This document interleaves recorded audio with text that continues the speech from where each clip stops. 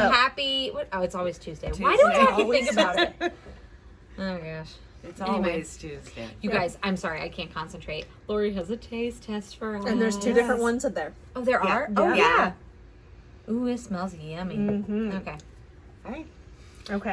So we're taste testing a new recipe from Lori, which is exciting. And Paula has questions, of course. Yeah. So there you go. Are you ready?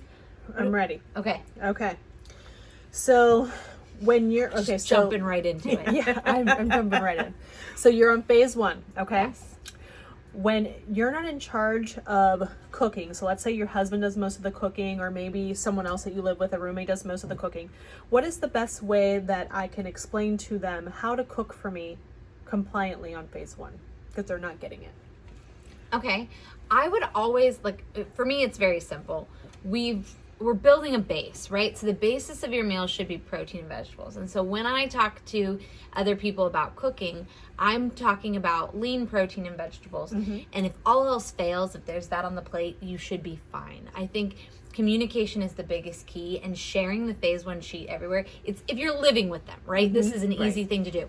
Put it on the fridge, keep it handy wherever you're at the kitchen. Maybe if the fridge isn't handy, tape it to the wall. I don't even care. Right inside of a cabinet. Yes, that's much better than taping it to the wall. And then also show them on Facebook our menu page as to where to go to find Lori's recipes, because even if they don't want to use exactly the same recipe, they can alter it, but they'll know the guidelines, the main things.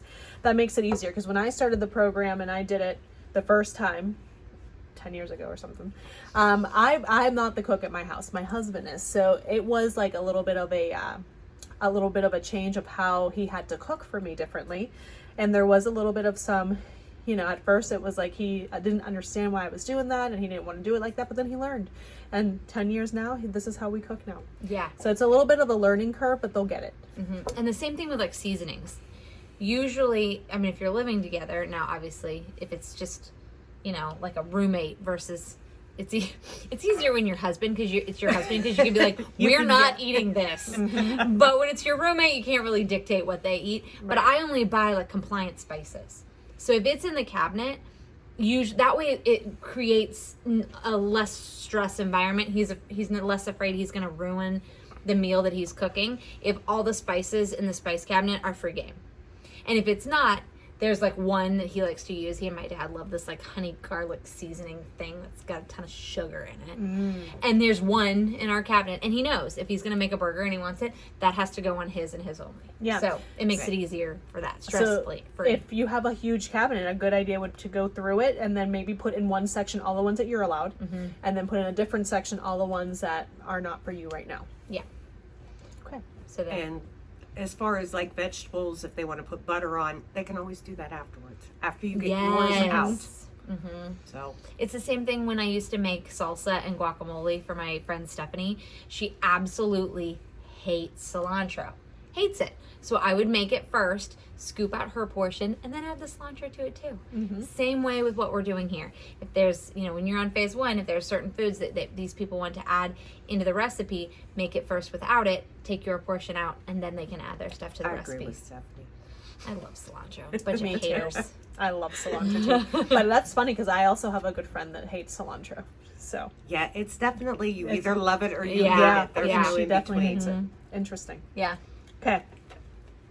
Next question. Done to it all. Okay, so these particular people are having a little bit of a hard time explaining to friends and loved ones as why they're not eating particular things that may be healthy. Like, for example, fruit or some type of dairy. They want to know why they're being so strict on their diet. So what's a good way of explaining ideal protein in a simple, concise way to a loved one or a friend? This is a tough question, because we have been taught our entire lives that if you just eat less and exercise more, you will lose weight. And we have all been there, and we have all gotten that advice, and it has not worked. Yeah.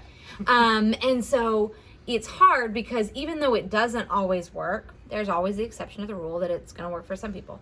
But we're still taught that from a very young age all the way through. And so when you're trying to explain to your family members what you're doing, it sounds so crazy to them, because it's completely different from how Right.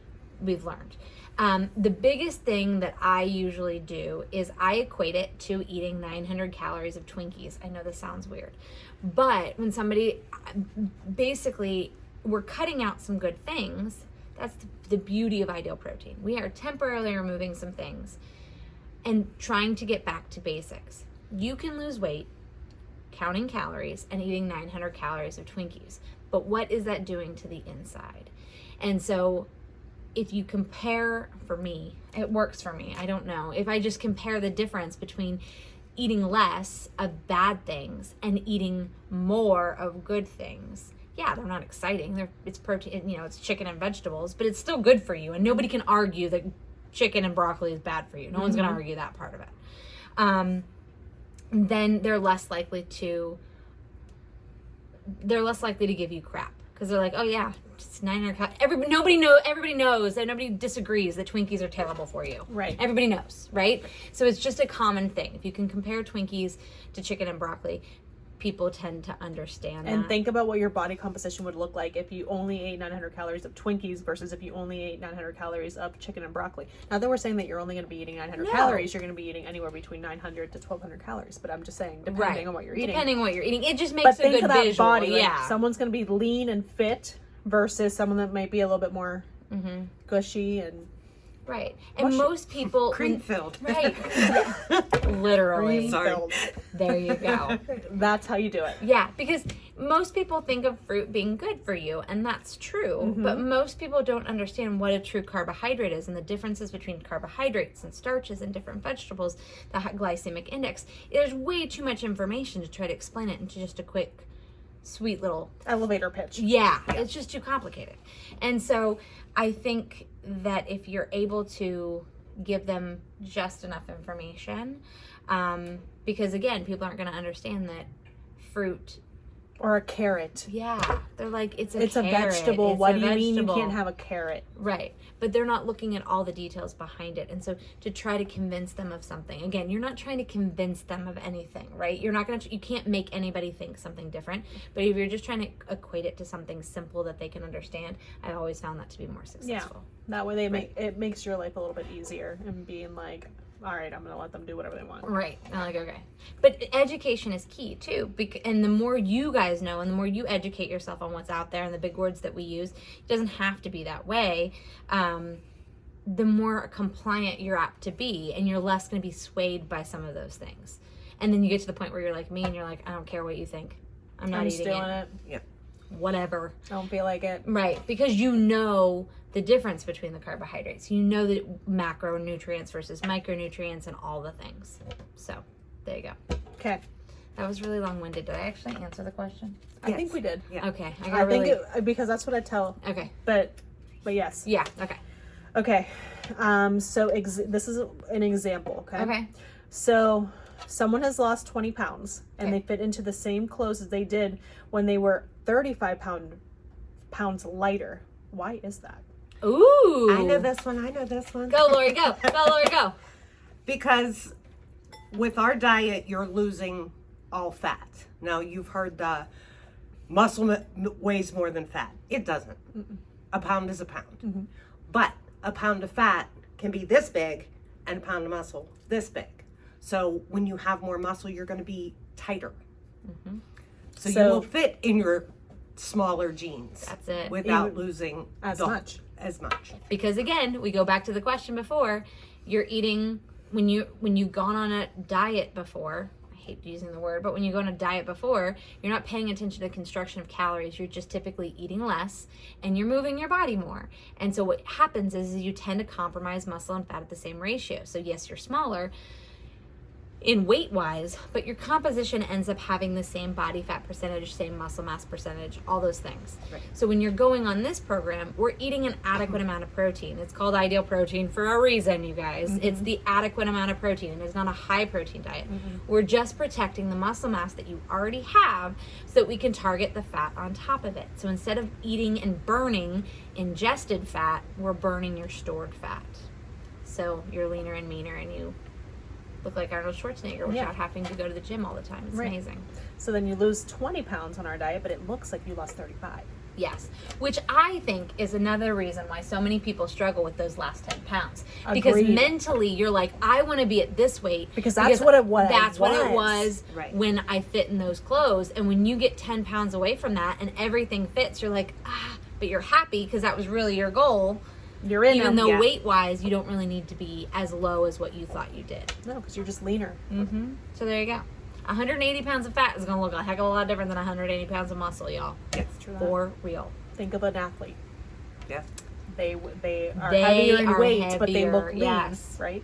They look smaller and they get on the scale and you're like, dang, Mm-hmm. I would not have. Paula and I say that from the beginning. We get people to do that all the time. They're like, guess how much I weigh? No.